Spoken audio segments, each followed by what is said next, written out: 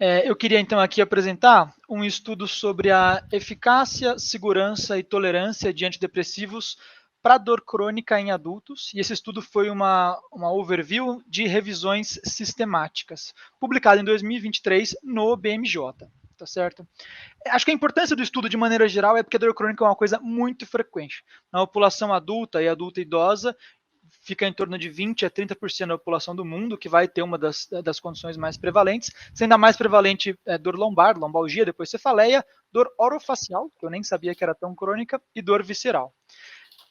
E o motivo de procurar-se uma resposta para isso é porque os tratamentos na prática acabam sendo ruins, né? A gente usa paracetamol, no Brasil de pirona, anti-inflamatórios não hormonais, mas a gente acaba tendo efeitos colaterais dessas medicações quando tem medicações interessantes que a gente pode usar.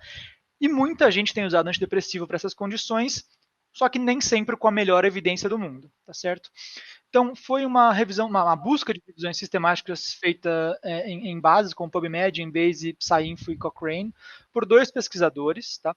Eles acharam mais de 1.700 estudos, excluíram 1.716 e sobraram 26 para inclusão. Tá bom? Foram estudos publicados entre 2012 e 2022, com um N somado acima de 25 mil pacientes, e avaliaram 22 condições dolorosas. E o que eu achei interessante aqui desse estudo foi que nenhum teve uma certeza de evidência alta, mas os inibidores de recaptura de serotonina e noradrenalina tiveram 11 estudos que encontraram melhora, 7 tinham a ver perdão, tinham 11 estudos que acharam alguma eficácia, 7 tinham a ver com inibidor de ISRN, né, inibidor de recaptura de serotonina e noradrenalina, que tinham a ver com dor lombar, dor pós-operatória, fibromialgia neuropática, dor induzida por terapia de aromatase em câncer de mama, depressão com dor crônica e gonartrose. Um inibidor seletivo de recaptura de serotonina foi usado para tratar depressão com dor crônica, com evidência, e os tricíclicos achou-se evidência para tratar síndrome da bexiga dolorosa, dor neuropática e cefaleia tensional.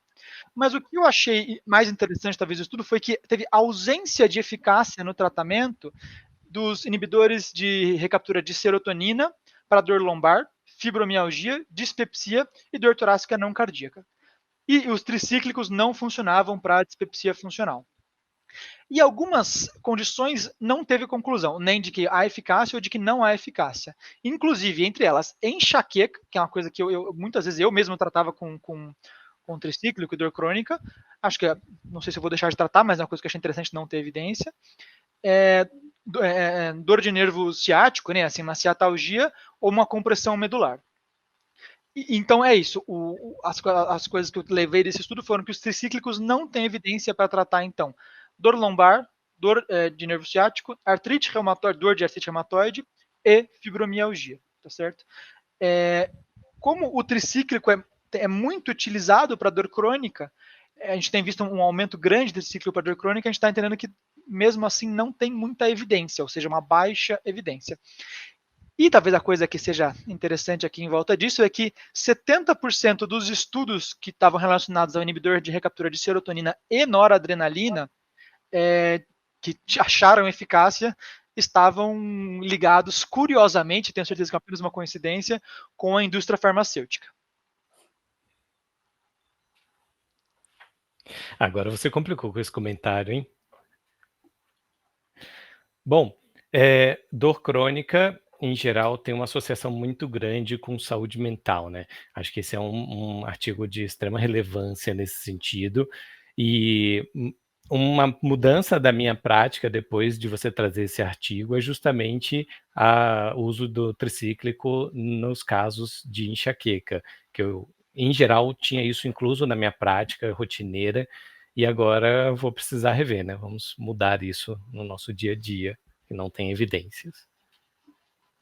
E eu acho que a gente tem um desafio ainda maior, porque se a gente vai pensar em medicações, né, que estão na REMUME, né, se a gente for pensar na população né, que vai pegar a medicação na UBS, a gente restringe ainda muito mais o acesso a terapias eficazes, né? Então fiquei pensando alternativas aí dentro desse cenário que possam ajudar as pessoas com dor crônica, né, na atenção primária. Então, acho que temos um desafio aí. Ô, Patrick, deixa eu te perguntar uma coisa. Se hoje você estivesse diante de um paciente com uma enxaqueca, uma cefaleia atencional, existe ainda algum antidepressivo que você tentaria utilizar? Antidepressivo não, talvez eu pensaria numa gabapentina ou alguma coisa dessa outra classe, tá certo? Então, para enxaqueca, eu confesso que eu fiquei meio até surpreso, porque eu usava uso muito, apesar do que esse estudo está falando, eu uso muito o tricíclico para enxaqueca e às vezes tem uma boa resposta, mas estou entendendo que talvez então seja alguma outra coisa para a gente avaliar com calma. Se eu tivesse então que resumir isso daqui, as coisas que eu achei mais importantes desse estudo seriam que eu pensaria em usar um inibidor de recaptura de serotonina e noradrenalina para os casos de fibromialgia e dor neuropática e dor lombar, que é uma coisa que eu não usava. E eu então vou buscar alternativas que não os tricíclicos para enxaqueca.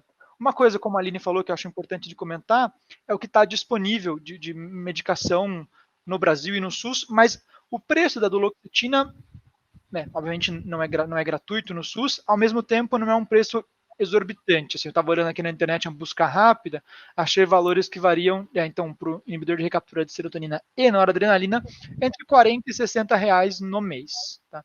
É uma coisa que não é baratíssimo, mas também não é uma coisa fora do padrão de consumo de muita gente.